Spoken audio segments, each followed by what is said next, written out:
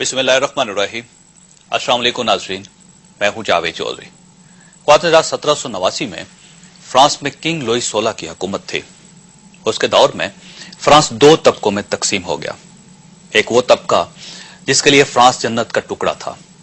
ये लोग चांदी की प्लेटों में सोने के चम्मच से खाना खाते थे, 200 एकड़ के घरों में रहते थे।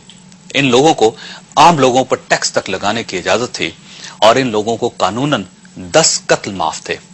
जबकि दूसरा तबका जरूरियात जिंदगी तक के लिए तरस रहा था। इन लोगों के पास खाने के लिए खाना, पीने के लिए साफ पानी, पहनने के लिए कपड़े और सर छुपाने के लिए छत तक नहीं थी। ये लोग बेरोजगार भी थे, एलीट क्लास के जुल्म का शिकार भी थे, इंसाफ से महरूम भी थे और इन्हें तालीम, सेहत और बराबरी के हकूक भी हासिल नहीं थे। उस वक्त फ्रांस की यह हालत थी कि मुल्क पर कहर पड़ा। लोग शाही महल के सामने इकट्ठे हुए और बादशाह के सामने रोटी रोटी रोटी की दुहाई देने लगे।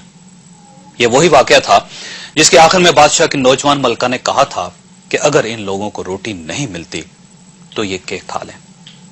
उस दौर में लोग रोते रहे और मुल्क का बालाई तबका उनके रोने पर हंसता रहा। नाज़रीन, मैं आपको यह भी बताता चलूं कि उस वक्त फ्रांस में रिश्वत को कानूनी शक्ल हासिल हो चुकी थी और पेरिस में रिश्वत के बगैर मुर्दों तक की तदफीन मुमकिन नहीं थी। सारा सरकारी निजाम बैठ चुका था और लोगों के लिए सांस तक लेना मुश्किल हो गया था। उन हालात में 14 जुलाई 1789 को लोगों का एक छोटा सा ग्रुप उठा। उसने हाथ में डंडे उठाए और पेरिस की तरफ चल पड़े।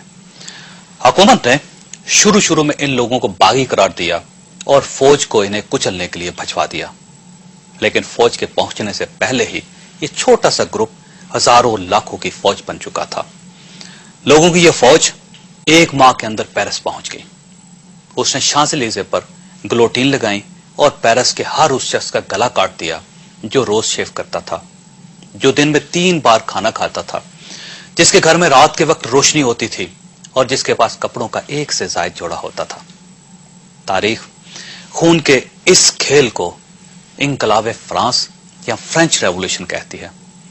इस इंकलाब में नाज़रीन फ्रांस के महरूम तबकों ने बालाई तबकों के तमाम लोगों, तमाम वजीरों, मशीरों, सफीरों, तमाम ताजरों, सनतकारों और बिजनेसमैनों, तमाम जमींदारों, सरमायाकारों और खुशहाल लोगों को कत्ल कर दिया। हजूम ने बादशाह के महल शतूदी वर्साई पर हमला किया, बादशाह को बाहर निकाला, उसे सड़कों पर घसीटा और हजारों लोगों के सामने सूली पर चढ़ा दिया। जबकि उसकी जवां मलका को 6 बाई 6 फीट के एक छोटे से मोर्चे में बंद कर दिया गया। मलका के लिए यह सजा इस कदर अजियतनाक थी कि सिर्फ 1.5 माह में उसके सारे बाल सफेद हो गए।